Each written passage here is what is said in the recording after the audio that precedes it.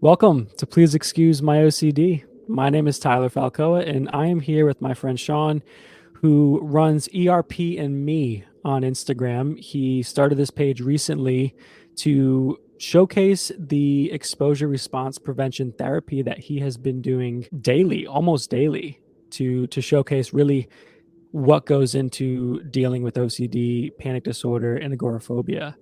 And so I'm so excited to have him here on the podcast so we can talk about all things OCD and panic disorder. And we'll dive right into it. So thanks for being here, Sean.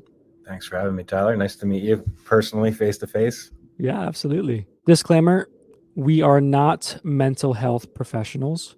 We are simply here to state our truth with OCD and panic attacks and just to talk about it one-on-one in relation to how we deal with those things. This is a trigger warning, so if you have anything that you do not want to listen to in regards to OCD, harm OCD, anything of that, just letting you know ahead of time. Basically, I guess the first thing I'm wondering is just like your backstory on your life with anxiety and OCD in general.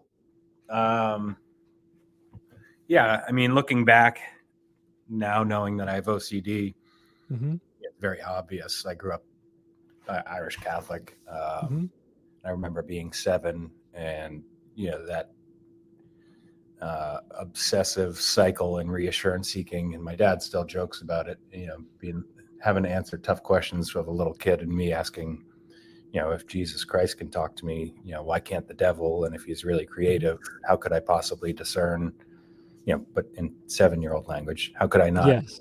How could I know it was the devil and not Jesus? And well, that seems like a pretty scary topic. So that, I was obsessing about that at 7 years old. So yeah.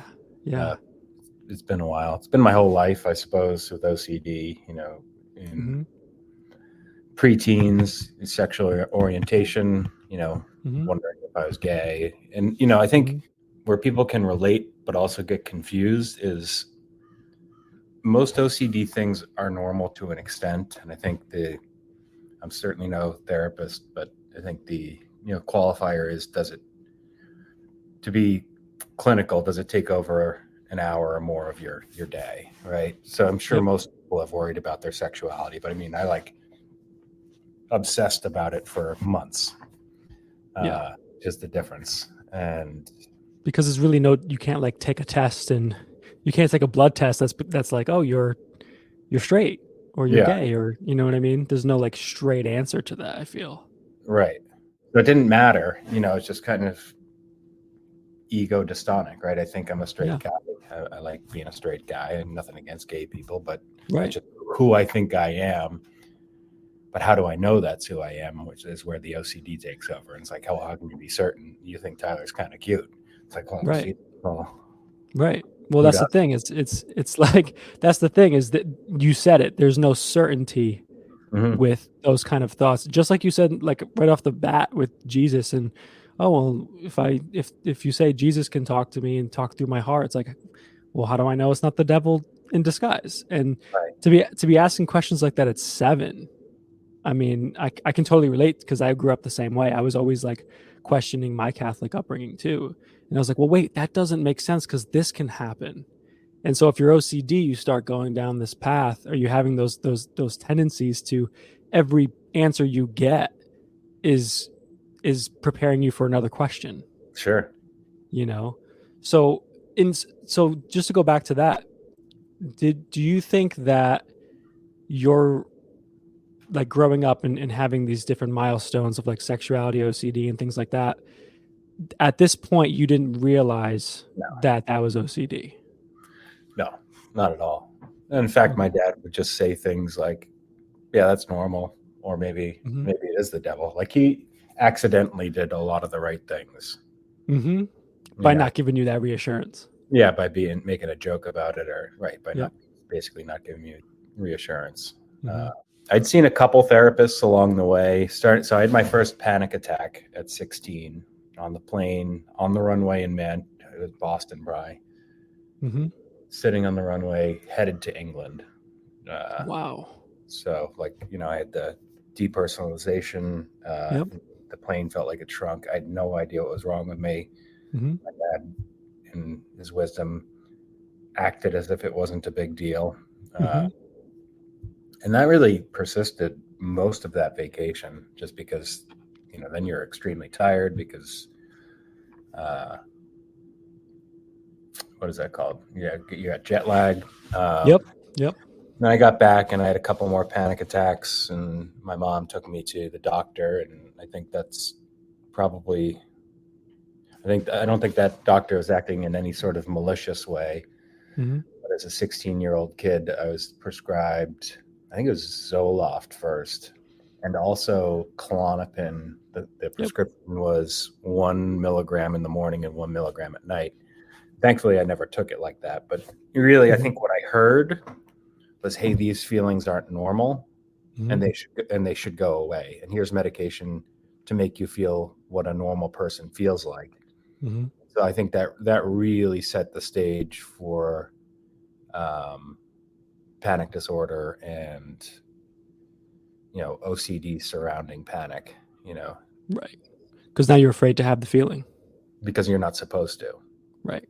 Because the doctor said clearly I'm not supposed to have this feeling and it's abnormal. Mm-hmm.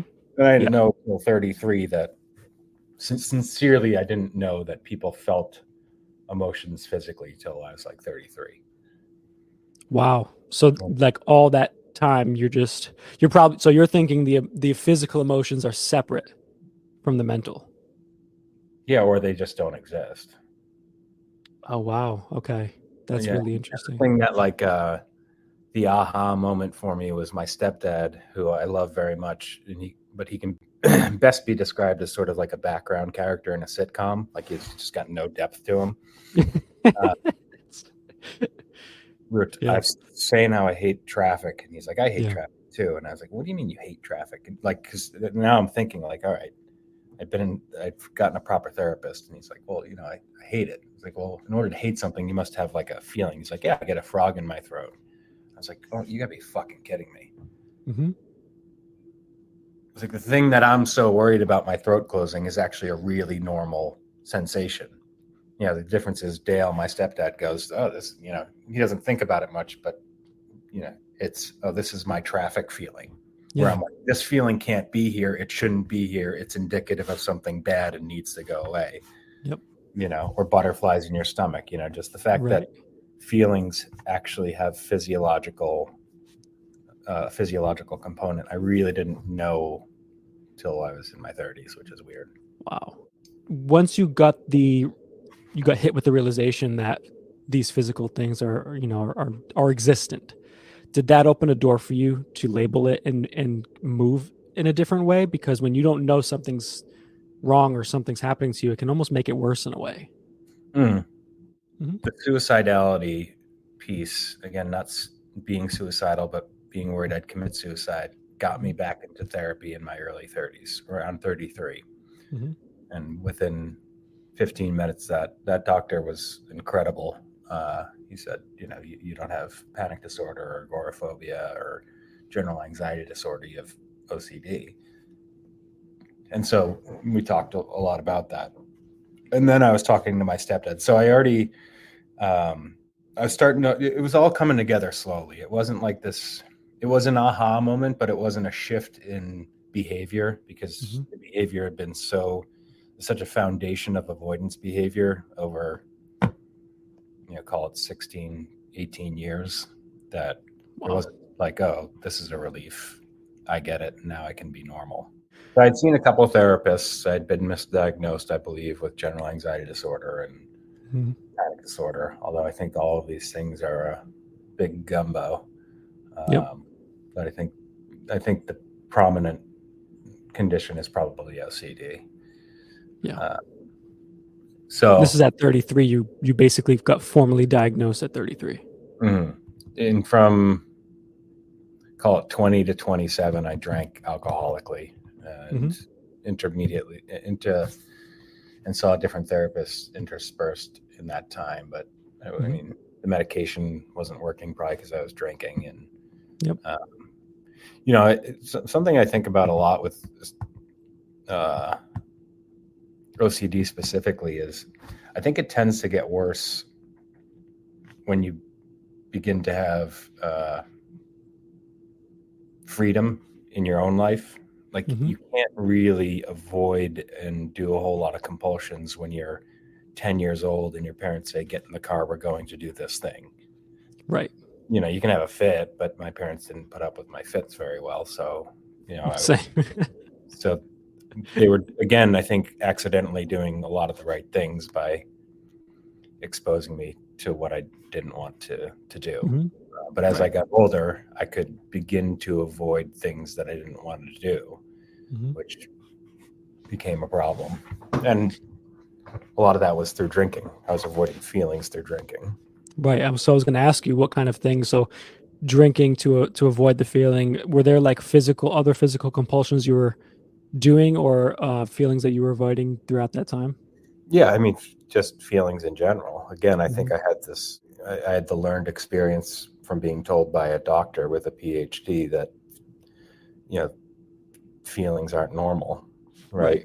And I learned that by taking a Klonopin when I was 16, 17 years old and going, oh, this is normal.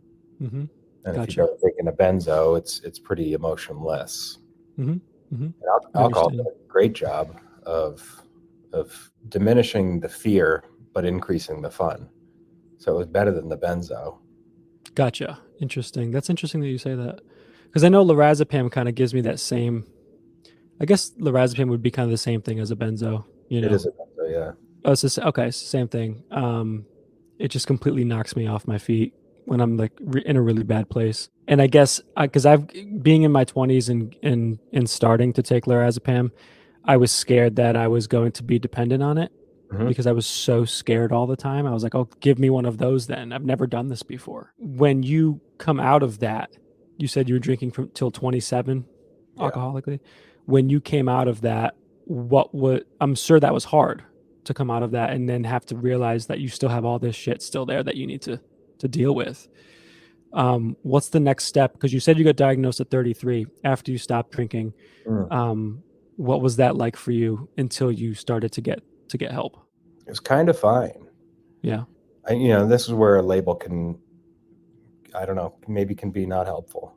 But I didn't know what I didn't know, so I didn't act as if I had OCD. I knew I had panic attacks, but I would just take medication along with me. Gotcha. So it didn't bother me. I mean, obviously, it kind of came to a head in my early 30s, but right when I stopped drinking, I was okay. Interesting. I mean, so I was more uncomfortable more often. Right, because now you have the feelings that are there and you're not doing anything about them. Well, I am doing stuff about them. I'm probably slow. I think this stuff is insidious. I think I slowly changed my behavior, and I think I slowly increased Klonopin usage. Gotcha. Okay, that makes sense now. Getting to where you are now, you speak about agoraphobia and things of that nature. Do you think that like agoraphobia was always underneath there inside of you, or was that something that kind of came on later on? I think for me, it's a byproduct of panic disorder. Okay. The highway isn't safe. Well, now, okay, so I don't take highways. Some roads are pretty fast, like a highway, so those aren't safe. Well, then back roads look a lot like those fast roads, so those aren't safe. It's sort of like you have a panic attack in the grocery store, so you only go to the corner store. Oh, when that corner store is really busy one night, and you're like, this is a lot like the grocery store. And then you stop going to your world just shrinks. I mean, there have been times where I couldn't leave my house without taking benzos. And I've been similar to you. I've been extremely careful with benzos because they're my final binky. I can't afford to abuse them, because if someone takes that away, then, I mean, I think it may be one of the things that's holding me back. If I just dumped them all down the toilet, go, all right, let's fucking go. Like, that might be part of the solution, but that's also certainty seeking.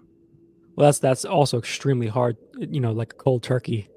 Yeah. Just let's not try to help this panic attack at all. Yeah. And I think there's also a misunderstanding when it comes to agoraphobia, because people think people with agoraphobia just don't leave the house, and I think it's obviously much more than that.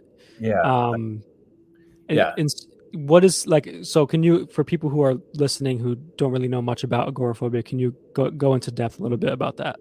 Well, this is all a little bit new to me too, as I Yeah. started to get involved with social media and tagging things. Mm-hmm. But I've become agoraphobic in the sense of how most people understand it. Like it was difficult to leave my house.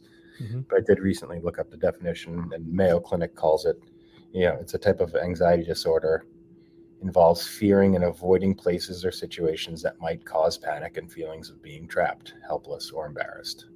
It's like, all right, yeah, that sounds like panic disorder too. Yeah, I mean, I had panic disorder for years and throughout college, so I understand the feeling, because once you have a panic attack in one class, you don't want to go back to that class. Right. And so it's a scary thing. And for you specifically, I've been watching your page, and the whole reason why we have you here is because I want to talk about ERP and me and all that stuff. But you going on the highway and doing these lives and really diving into your fear. You're going through agoraphobia now. What do you think is the number one thing that you feel like you misunderstood prior to dealing with agoraphobia and panic disorder that you now understand? That these feelings are normal. Yeah.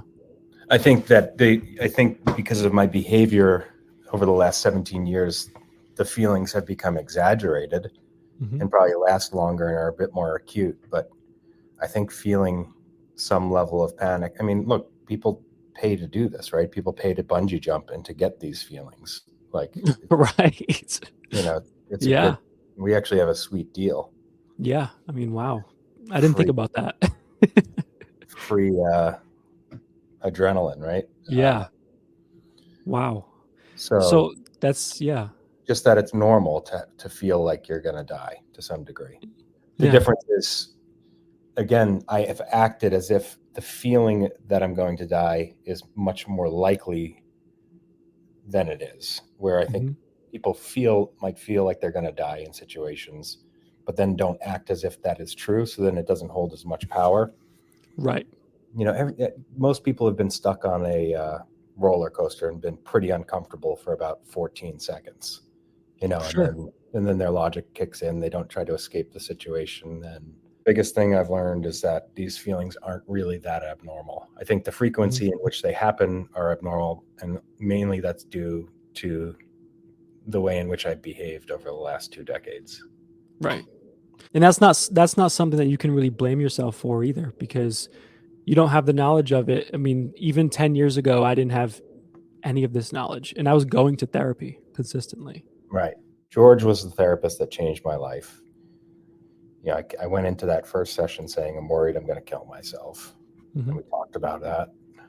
And he realized I wasn't suicidal. I had OCD.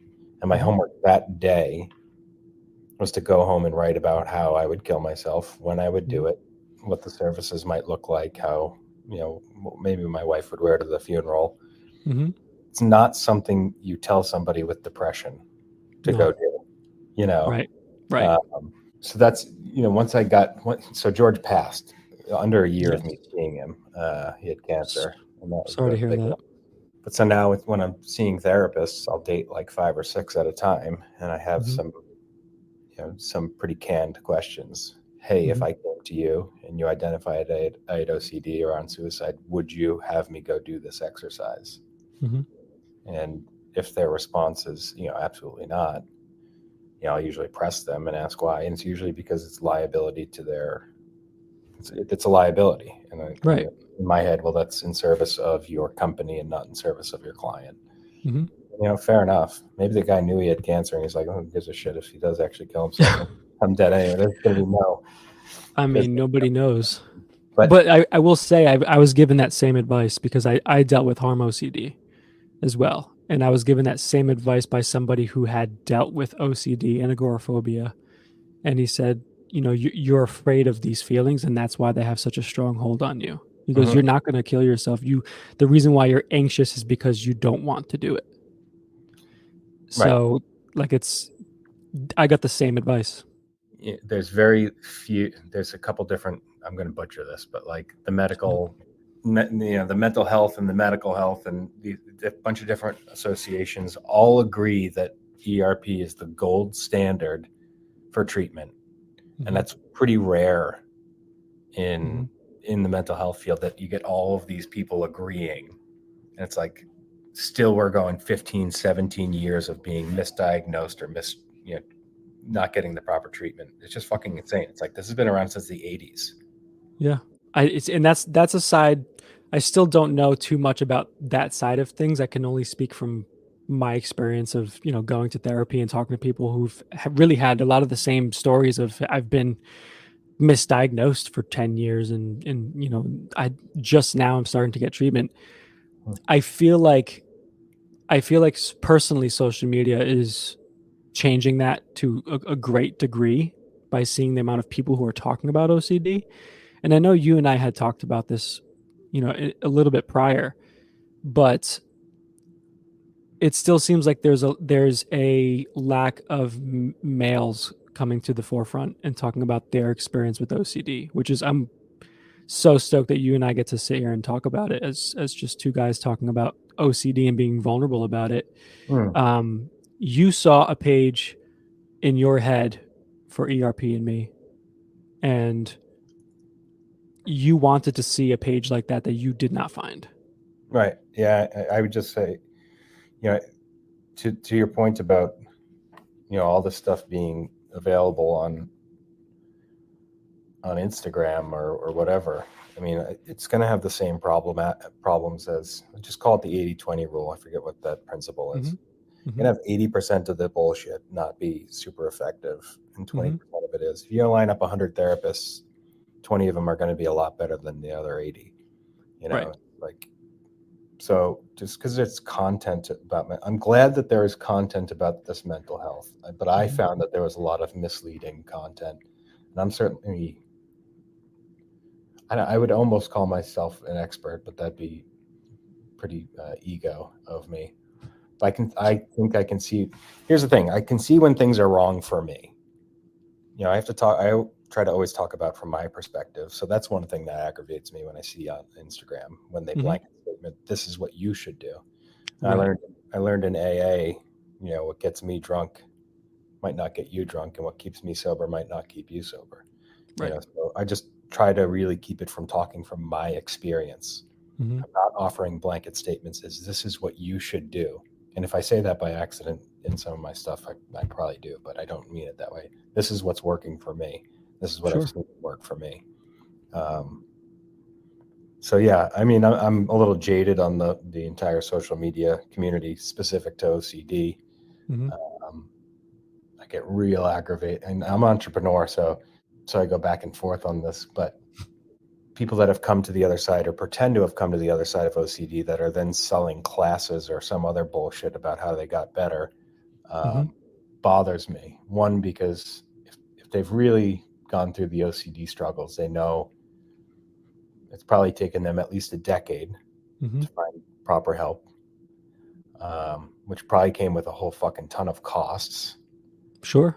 And then to have an answer and not pay it forward in a way that doesn't create another financial barrier. It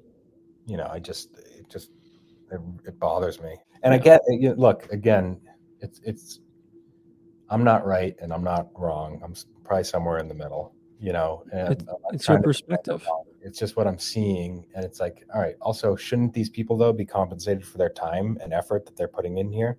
It's like, yeah, probably. But I just think about the guy that isn't, or the gal that is not in a financial position to afford $29 a week. They have to get groceries for their 3 kids. Why the fuck wouldn't you just, I think we talked a little bit, like I'd love to, I don't know how you would vet this, but there should be some sort of nonprofit that, I'm sure there probably already is. I'm not a genius, but well, I don't know too much about the International OCD Foundation. I'm still trying to hear back from a few folks there to see how we can get involved, because I would like to be involved with them. I think the IOCDF is great. One thing I hate is fucking bureaucracy. So again, if there's a bunch of hoops to jump through before this person can get $40 to talk to someone that they can finally fucking relate to, that's a problem. Yeah. And so I don't have any answers. So I'm bitching, and I don't have any answers, which isn't great. Isn't a great perspective to come from, but it's just like maybe whoever's listening can chime in and help. There probably are some resources out. I have 5 kids, and I'm running a business or two. I don't have all the time in the world to research this stuff, so I am talking out of my ass. Maybe that can be the title of it. So anything that I say, Sean talking out of his ass. People be like, "Oh, well, he's just talking out of his ass." Anyway. Well, you know what? We talked about this being a very honest and raw interview, and this is what we're doing. And the biggest thing that I want people to realize here is the fact that you are somebody who's out there being as real as you can possibly be. And I don't know if it's a male, I'm at the risk of sounding sexist, I don't know if it's a male perspective, and I can't find a lot of males with OCD because we're so visually stimulated. If I go to an OCD page and it's somebody that's sort of dancing and smiling and poking at a bubble that says, thoughts are just thoughts. I'm like, what the fuck is this? What is this? But maybe someone finds that real helpful and soothing. I don't know. But to me, it's like, that is not a representation of, yes. What are you questioning my intellect? Yes, I know thoughts are just thoughts. Right. I clearly have a lot of work I need to do on myself, but I take it personal. Well, because it's something that you struggle with in a very close way, and they may be people who have gotten to a place where they're able to do, like, for instance, when I look at certain things that I talk about and I decide to talk about, and I try to do it from a comedic way, I feel like I'm in a place where I can do that now. Whereas if you had asked me to talk about it 10 years ago, I wouldn't be able to have the conversation. And that's another way of coping for me. I'm not sure if you've ever found that with you, because you seem to have kind of like a wit about you. Like there's some sort of comedy underneath you, especially with your lives too. So I don't know if you might even find that as a coping mechanism, just as like somebody might find dancing or trying to, however creative way they're doing it. Two things. One, did I tell you I did stand-up comedy for 8 years? You did not. Okay. So there's that. And then, all right. So yes, you're right. And then, have you ever seen the movie Donnie Darko? I don't believe I have. Well, if you haven't, you should. There's this Donnie Darko. Patrick Swayze plays this guy that is like, sort of a motivational speaker. Yeah. Turns out he's just a pedophile and a piece of shit, right? So fair enough if these people dancing and poking have gotten to the other side and are really showing it. But my experience with people that are sort of gurus is that they're half full of shit, or maybe a quarter full of shit. But show me that quarter too. Yeah. Show me that 3/4 of the time you're fucking great, but show me that quarter. I need to know that you're a human and not a robot that just and again, maybe I'm wrong, and I hope I am wrong, that you can, and I've almost gotten to the place where OCD is so minimal that it's like you don't have it, and maybe they're there and I'm just being a piece of shit, which is likely. Well, I think this is your perspective too. This is something that you're, as a male coming into the community online and sharing your story and seeing all these things. Sure. Sorry. So there's this guy that's a recovered alcoholic that makes posts about things he would do, and he acts like he's still an alcoholic and how he would hide booze and stuff. And so maybe that's my advice to all these people that are happy. Make some videos as if you still had OCD, like you used to have it, and what that was like. So to really portray what it was like. Yeah. No, I get it. There was one video that I made because I saw someone who was like, this was, me praying at 10 years old with OCD. And then they would sit there and, please watch over mom, dad, this person, that person, oh, and this person, that, and then they go down the whole list because they're like, oh my God, what if I forgot someone? Yeah. And it made me think about when I was a kid, like I could, if I said fuck or shit, like while I was praying, I had to do everything over again. And I would cycle through that out for hours, Yeah. you know? And so like that made me relate to them just seeing something that they experienced at some point. So I do agree. I feel like that kind of content would be very helpful for a lot of people, you know? And you know, what you're doing, I think, have you found people reaching out to you in terms of their story with whether it's OCD, ERP, anything in general? Yeah, a lot. Yeah. It's cool, and I don't. Yeah, I guess I've always struggled with being what's that called, the imposter syndrome to some degree. So, self-deprecation is also part of comedy and being human to some degree. So, I'm sure some of the shit I say does not help some people, maybe actively hurts them, but I have gotten quite a bit of positive feedback. Look, all I know is I was desperate to find somebody doing what I set out to do. I just want to see someone step up to that fucking wall of fear and go, all right, I'm going to climb this in service of getting better, and watch them die inside as they do it, And you literally feel like you're dying in the middle of a panic attack on the highway. Yeah. And do you find since starting this page, it's helped you in any way? It's helped me in some ways and hurt me in others. Yeah. What do you mean by hurt? Like, and hurt you in what way? I hate social media. I deleted all of my social media in 2020. And it was one of the better things I've ever done in my life. So I hate that I'm getting aggravated about other people's shit, like we just talked about. I hate that it takes time away from my family and my kids, because I have a clearly addictive personality, and these systems are designed by people way smarter than us to keep you looking at them. Which is the nice part about AA, right? It's in person. Once you're gone, you're kind of gone. But if an alcoholic calls me, I do kind of step away from my family and chat with them. So it's been detrimental in that way, I suppose. I understand. So you find yourself sometimes just being on the phone. Yeah. Yeah. Getting lost. Yeah. I think we were on the phone and my kids were, no, it was a different guy. Oh yeah.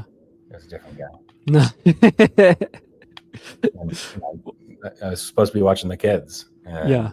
My youngest flooded the upstairs bathroom. I happened to be in the basement, and I could see the water coming through the ceiling. Oh, oh my gosh. Well, you know what? That's been detrimental. Okay. Well, that's fair. I feel like we all can have the tendency to get lost. I know I do. Like, I had to put a time limit on screen time. Have you ever used screen time on your phone? Yeah, I don't have the self-control. Oh, press yeah. Okay, that makes sense. What do you've been mentioned that you have 5 kids, and now knowing that you are a father and you have kids that you take care of and raise, do you feel like if OCD was something to run in the family and OCD comes up later on, do you feel like you would, I'm assuming you would attack it differently than how your dad, tried to help you with your thoughts and things like that? Would you give that kind of tough love where it's like, I'm not going to give in to your reassurance impulsives? Yeah, well, it certainly does run in family. I think it's 25% chance for each of my kids to have it. I have 5, so it seems likely. Yeah. Yeah, I think I'm going to be more in line with my dad. I don't necessarily want to slap a label on him. Yeah. I don't want to project, which I think is something a lot of parents do. It's hard not to do because you literally see yourself in them. Yeah. And I was talking to my wife about that specifically a few nights ago. I don't want to projecting. Yes. Yeah. I think one of them has OCD. Yeah. It's like, or he's a kid and he's because like we talked about earlier, like most of our OCD concerns are legitimate concerns for most people. I mean, there's some they just get exaggerated to a point that they become extremely unhelpful. And but most people aren't super comfortable in traffic. Right. Like, people don't look forward to getting in traffic Mm-hmm. or enclosed spaces. People aren't typically like, oh, I'd really like to get into an elevator with 12 other people. No thanks. No, Yeah, so like, I'm in there. Yeah. a lot of the stuff is normal, and kids are kids, and they're afraid of monsters. And it's like, is this an appropriate amount of fear? Is this an OCD fear? Mm-hmm. Like, I don't know. I usually just try to say things like, yeah, that's pretty normal. And I'll ask, I guess what I do a little bit differently is I try to specifically make them highlight where they're feeling it in their body, whatever that emotion is. That's And smart. I listened to your show the other day that you did by yourself, and I thought you said something really great, which was, because I'll tell my kids to stop crying, but I never say Mm-hmm. stop having a good time. Right. It's Yeah. like what we do with, Mm-hmm. so there's just already a negative connotation about being emotional. I think that I'm extremely open. Yeah. My family about me, Mm-hmm. and about emotions and how they're okay, and where do you feel that? Oh, it's in your stomach. Yeah, when I get nervous, it's in my throat. Mm-hmm. But yeah, I could do a better job there. There's a million places I could do a better job, that's for sure. Well, I think I'm not a parent, and I'm a parent to a cat. It's about the closest I can relate to you. But I think if my relationship with my parents, has given me a lot of learning in terms of realizing they're not perfect, and that there's so much that they're still learning through me, Yeah, and I'm learning through them. isn't that a fun realization that your parents are people when that comes about in your mid-20s? Yeah, it's just odd because growing up, you think that they know everything, and you reach a certain age, and then they know nothing, and then you reach another age, and you're like, wait a minute, they're just like me. Was it you that posted the quote? Somebody posted a quote that I read, and I don't remember who said it, but it's like, Yeah. at 17, my dad didn't know anything, and over the next 10 years, I found out he sure learned a lot.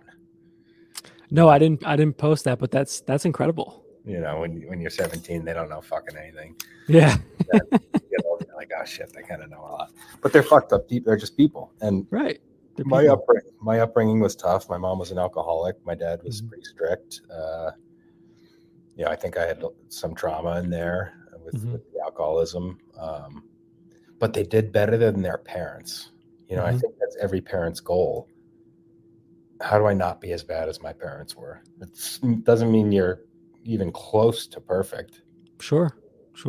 If you can just be marginally better than your parents, then you've succeeded. So That's good. That's a good. I'll have to run with that because I mean I'd like to think eventually I'd have kids, but it seems to be a scary thing, and especially as somebody with OCD, I think about that a lot, and I'm not sure if you can relate to this, but yep. growing up and thinking about, well, I want kids, but I also I got so much fear, and what if I have one of these attacks while I'm trying to raise a kid? So I have all these things. I'm not sure if those ever crossed your mind, before having kids. I don't know if you followed Anxiety back, but I was talking to him on the phone. I'll have to check. I don't remember. But he would, similar concern, right? Geez, how could I put this burden on, this potential burden on a child, bring a child into the world with the risk that they'll have to have the hell and torture of OCD? And I think my answer is because the world needs good people. And I think that, boy, if anything, the one thing I do appreciate about myself, going back to the post from yesterday, is that I'm empathetic. Like, I really, truly appreciate that about myself. And I think that people that are hurt or people that experience challenging situations are a bit kinder. Yes. And so worst comes to worst, your kid has OCD and he's a real good person. I love that.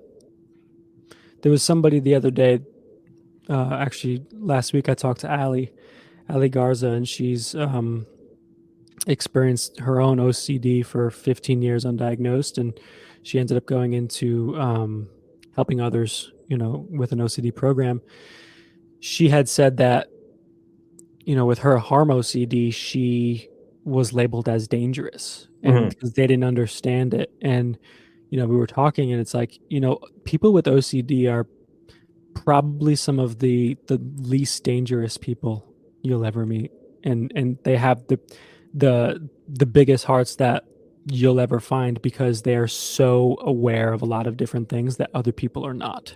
Yeah, how crazy And do you have to be to think about how wrong everything can go? right, and also, like, you just want to tie yourself up because you don't, like, because the person doesn't trust themselves, they want to tie themselves up to make sure they don't do anything. Like, a person who is truly dangerous won't tie themselves up. They're not worried about doing anything. Yeah. They're worried. They're just going to do it. And I think there's such a stigma around OCD, and you just hit on the head. And if your kids have OCD, they're probably going to be very, very warm people. And we need that in the world specifically. So Yeah. selflessly, Mm-hmm. you're potentially sacrificing a lot of peace Mm-hmm. for the greater good. And I really Yeah. believe that. Maybe that's a little crazy, but like, yeah, maybe when my kids struggle with this, hopefully I get through this and can help Mm-hmm. them out. But the world needs, in my opinion, the world needs good people. Yeah, I agree with that. I agree with that. I don't If think there's we'll disagree. No, I don't think so either. Most people listening to this would probably agree. And what would you like to say to people who really aren't sure about what OCD is, from your experience and having OCD and agoraphobia and panic disorder? What do you think people should know about OCD? Nothing. Nothing. Yeah, right on. More power to them. I see everyone getting so upset. OCD is not an adjective. It's like, look, these people have no fucking clue. Mm-hmm. Thank God for that. Yep. I wouldn't wish this on my worst enemy. I don't need them to understand me. If you shift that question slightly Mm-hmm. and say, what do you wish people you cared about knew about OCD that may not have it? The answer Mm-hmm. would be different. What the fuck do I care what if some stranger goes, I'm so OCD. I like to have my room clean. It's like, yeah, all right. OCD has brought me a lot of pain, but I don't think you're saying it in a malicious way and trying to hurt my feelings. I'm not going to take it that way. Mm-hmm. I do think it is funny and weird. It's not like Mm-hmm. you'd be like, oh, I'm like a cancer patient. I'm always sick. You just wouldn't use different, like you wouldn't Right. use it that way, but they just don't know. It's not coming. Right. It's not coming from a place of malice. And thank fucking God. Yeah. They don't You wouldn't want that to be on them, is what you're saying. Yeah, why they don't I don't know about everybody's fucking challenges, and I probably misspeak and Mm-hmm. I hurt their feelings. Well, that's sort of on them to some degree. Unless I'm actively being a malicious asshole, then shame on me. But I'm sure I misspeak. I'm sure I talk about things flippantly. I'm sure I haven't, but like another one that people use a lot is he's so bipolar. He's just up and down. It's like, well, no, that's a serious condition, but I get what you mean. Mm-hmm. And it's not like, I guess I can go on about that because that's something that ruffles my feathers when I see everybody up in arms about someone using OCD incorrectly. Thank God those people haven't had that experience. Yeah. I'm grateful. I'm happy for those people. I'm not hurt by those people. Because I guarantee if you pulled them aside and said, hey, if it was like your friend and started to and they knew that you had OCD and it was debilitating and they were using it to kind of needle you or kind of pulling them aside and going, look, man, like, I know you don't get it, but you got to just believe me that it's really hard. Please don't use that in a joking way because I look to you for safety. Right. Different than there's a person in town that has a fucking company called OC Diva. Do I think she's an idiot? Yeah. Wow. And she's a painter. Okay. Maybe she's got OCD. No, she doesn't. One of the people I know, their neighbor was being done. He has OCD, and he asked her specifically. She does not. Wow. It's like, yeah. Do I find that a little annoying and stupid? Yeah, but yeah. Again, thank God. Yeah. Thank God she hasn't had to go through that. Yeah. No, I hear you. I hear that. It's a challenging thing to deal with, and we talked about this on the phone. I'll never not have it. I'll never not have OCD, but I am in a place where it doesn't hinder my life. And you said for yourself, you're dealing with agoraphobia and things of that nature, but your OCD is minimal. You said, is that correct? Right now, no, fuck no. I've gotten to a place where it was minimal.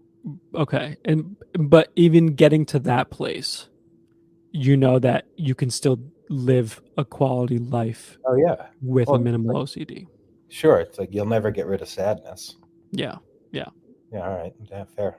That's fine. yeah. When you put it like that, it's like, yeah, I guess it doesn't need to be gotten. You feel when you have it bad, it feels like this needs to go away. Right. It's never going to completely go away. Although I don't know. I don't know that to be true. I think there is freedom from OCD. There isn't freedom from intrusive thoughts. Correct. That doesn't exist. I mean, everybody wants to yell fire on a plane or say something inappropriate in church. Yep. Or I've say been there during their prayers at night, just because you shouldn't. Well, that's the whole point. Yeah, it's like that's where it comes from. But I think what you're doing with the page and really just being upfront about what you're dealing with and showing people this is what it's like to face what you're fucking terrified of and do it in front of all of you. I think that's really brave. And I think honestly, when I watch your videos and I see your content and I see the way you're handling the situation and being real and honest about it, in a way, it kind of makes me feel like I have a little bit more cards than I give myself credit for. I think we all do. Yeah. Yeah. So I think what you're doing is incredible. And I hope more people find the page and can relate to it. I know you shared someone the other day who was kind of doing the same thing. Well, that was the guy that I was on the phone with when the ceiling got flooded. Gotcha. Okay. I talked to him. He's like, that's one of a handful of people that have reached out and been like, dude, this is my exact fucking story. Yeah. And he's like, I actually had, I actually filmed myself like a month ago because I just wanted to see what I looked like. Yeah. Dude, I'd love to see that. I said, you should make a page. Or I said, if you don't feel comfortable sharing that on your current page, you should make a page because I think people need to see more real shit. Mm-hmm. And so we did it. Yeah. Well, he's got one up. I don't know if he's posted anything today, but I need to double check. It's a vulnerable place. It doesn't make it. If this becomes a reassurance technique or makes my exposures easier, I will have to stop. Mm-hmm. And I have no problem, but it doesn't. It fucking makes it harder. And so in what way do you think? Because one, I can't compulse very easily because I'm holding the phone. So a compulsion could be, grabbing a bottle of water to prove to myself that my throat isn't really closing, or rolling the window down, or turning on the music. It just makes it harder to do the minor compulsions that make me feel a little better. Mm-hmm. I'm sure there's some social embarrassment, although that's not usually my biggest fear. Mm-hmm. I want to be successful in the exposures, so I think that having to shut it off, which I did the other day. I don't know if you watched the whole thing, but mm-hmm. I decided to put on music, which is sort of a compulsion for me. I wanted to be distracted, so I closed the stream, and so there's a little bit of disappointment in myself. So mm-hmm. It doesn't make me feel better. Right. Well, I can understand that. I guess the goal would be when you do end up stopping, the streams, then you are moving in a better direction. Well, I think I'd hopefully continue to do some content, although just because same thing why I'd like to go to AA after 10 years of sobriety is there were people there for me when I showed up. Yeah. And I think if anything that I'm doing is helpful, I think what I would continue to do is talk about it in a way that at least 50-50. I can say, hey, I've gotten through this, but this is what it looked like when I wasn't, and it was fucking horrible. I don't want the cotton candy. But let's circle back around one more time to how isolating it is being a man with OCD. Yes. And nothing against any women or gays or trans or anybody else, but it's like all I don't know if they've been coached or not. See, I'm going to say all the wrong words that piss everybody off. I don't know if they've just come from a community that's more apt to be open, but it's like, I think I know the statistics fairly well. It has nothing to do with gender. So there's got to be just as many men with OCD. Absolutely. That aren't showing it or being open about it. I feel like the pendulum has almost swung too far about being really open about mental health, but specifically with OCD in men, I am not seeing it. And I think a lot of it's akin to them not being diagnosed properly, not wanting to be open about it. I think it's a systematic problem with the mental health community. It's like, all right, if you're going to be a CBT therapist for anxiety and depression, you need to be aware of XYZ about OCD. I don't need you to be a specialist, but I need you to be able to identify it properly and send them to the right people. I'm glad that you brought up the male side of things, because I do share that same sentiment that I don't see as many guys on social media talking about OCD. I don't maybe 2 or 3, outside of you, that I've seen who's like who are actively talking about it and aren't therapists or correct. You're right. Correct. And you attack OCD the same way, or most of the time it's the same way across, regardless of what the subtype is, to people who do not understand OCD. And the words like, suicide or harm and POCD, those types of things, to someone who doesn't understand, to them it's going to be more alarming, because those to them are just issues they do not understand. But to us, no matter what the subtype is, it's all the same. It's all treated the same way. And I'm hoping that if there are people out there, whoever you are, listening, that whatever subtype or whatever part of OCD that you're dealing with is going to be looked at the same way across the board from someone who's trained in OCD. So, if that makes sense. Yeah, and I'll clarify. I mean, it doesn't matter, because, right, like I can relate to a woman or trans or gay or a guy. Exactly this. I know exactly what they mean if they have OCD. It doesn't matter that there isn't a lot of men. It's just an observation I've noticed. And I think it's strange. Yeah. And that might, like you said, that might have in part be due to the fact that it is a scary thing to deal with and talk about in general. And men are still trying to, I feel like the men in society are still trying to get their footing right in terms of how they open up and who they open up to. Yeah. So I do agree with the fact that we need to keep the conversation going, and you're doing it with your page. I'm hopefully trying to do it here with talking to people like you, and really getting the story out there of what OCD is like for people like us. And I also recognize that when people are saying don't use OCD as an adjective, I get the importance of raising awareness around OCD. I myself took 15 to 17 years to get diagnosed, which is on the longer side. The longer side is never, I suppose, but so I get why that ruffles their feathers to some degree, and awareness around OCD is important. I just also look at it with the angle of gratitude for that stranger. Yeah. Be thankful that they don't have it. Yeah. 100%. Sean, this is awesome, man. Is there anything that you want to say or leave here on the podcast?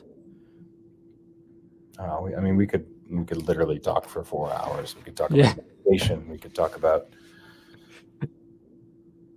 just all sorts of different things. So we could do a part 2. Yeah, we'll see see what happens. Yeah, absolutely. Well, thanks so much. Thanks so much for being here, man. Yeah, no, my pleasure. This is awesome.